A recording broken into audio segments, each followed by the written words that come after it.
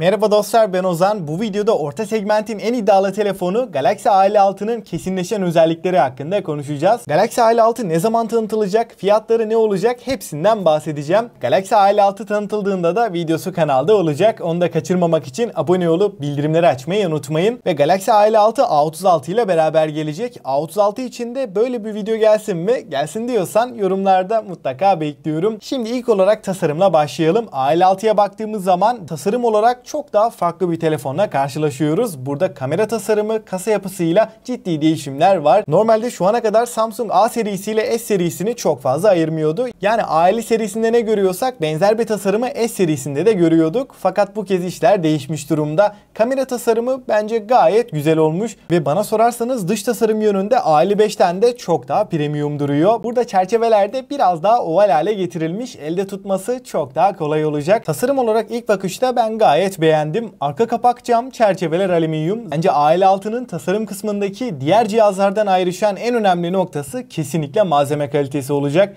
Burada amiral gemisi seviyesinde bir kasayla karşılaşacağız. Ekran tarafında 6.6 inç Super AMOLED Full HD Plus 120 Hz bir tazeleme ile beraber gelecek. Super AMOLED panelle beraber bu ekranın gayet yeterli olacağını düşünüyorum. Ama HDR10 Plus, Dolby Vision gibi üst düzey teknolojiler bu ekranda yok. Parlaklık tarafında da 1000 nit maksimum parlaklığı görebileceğiz ve Corning Gorilla Glass Victus Plus'la korunuyor. Yani ekran olarak üst seviye bir beklentiniz olmasın. Burada orta seviye bir ekranla karşılaşıyoruz. Donanımda güzel geliştirmeler var. Burada Exynos 1580'i görüyoruz. 8 GB RAM ve 128 GB depolama ile beraber geliyor. Bu işlemciye baktığım zaman GPU tarafında AMD ile ortak üretim Samsung'un X-Clips 540 GPU'sunu görüyoruz. Performans anlamında hemen hemen Snapdragon 888 ile başa baş bir işlemci. Ayrıca 256 GB'lık modelde 12 GB RAM gelebilir ama henüz kesin değil. Bu işlemci oyunlarda 60 FPS verebilecek ve 4 nanometrelik yeni nesil bir işlemci olduğu için ısınma anlamında da başarılı olacağını düşünüyorum. Ama geldiğinde testleri yaparız. Exynos 1580 Snapdragon tarafının 888'i ile başa baş diyebilirim. Kamera tarafında ana kameramız 50 megapiksel f1.8 ve OIS desteğine sahip. İkinci kamera 12 megapiksel ultra geniş. Üçüncü kamera olarak da 5 megapiksellik makro kameraya yer verilmiş ve hem ön hem de arka kamerayla 4K 30 FPS çekebileceğiz. Burada bence 4K 60 FPS'in olması gerekiyordu. Ana kamera iyileştirilmiş. Ultra geniş açı ve makro kamerada da ben yenilikler bekliyorum. Yani kamera anlamında orta segmentte iyi cihazlardan biri olacak. Batarya tarafında batarya kapasitesi olarak olmasa da hızlı şarj kısmında yenilikler var. 5000 mAh batarya 45 Watt hızlı şarjla beraber geliyor. Kutu içeriğinden herhangi bir adaptör çıkmayacak. Ama burada 45 Watt'la beraber ortalama 45 dakikada tam olarak doldurabileceğiz. Bu noktada 45 Watt'lık hızlı şarjda Samsung tarafı için önemli bir geliştirme. Yazılımda da Android 15 ve One UI 7 ile beraber geliyor ve 6 yıl Android, 6 yıl güvenlik güncellemelerini alacak. Galaxy A55'te bu süre 5 yıldı. A56 ile beraber 6 yıla çıkmış durumda. Güncelleme desteği anlamında orta segmentte rakipsiz bir cihaz diyebilirim. Stereo hoparlörler var. Dolby Atmos desteğine sahip. Kablosuz bağlantılarda da Wi-Fi 6, Bluetooth 5.4, 5G ve NFC desteğini görebileceğiz. Güvenlik kısmında da ekran altı parmak izi okuyucu ve yüz tanımayı görürken IP68 ile 1,5 metre suya 30 dakika boyunca dayanabiliyor.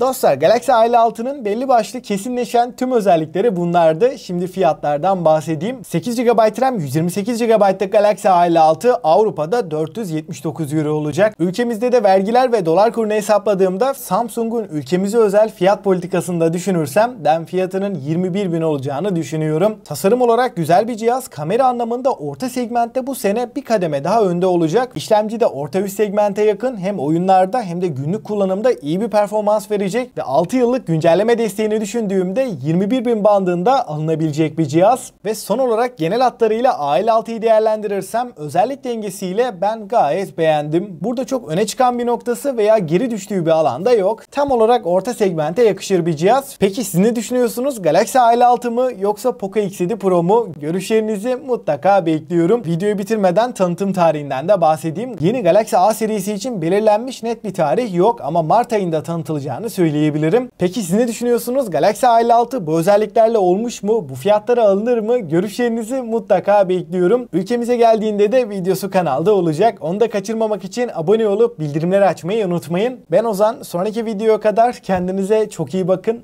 Hoşça kalın.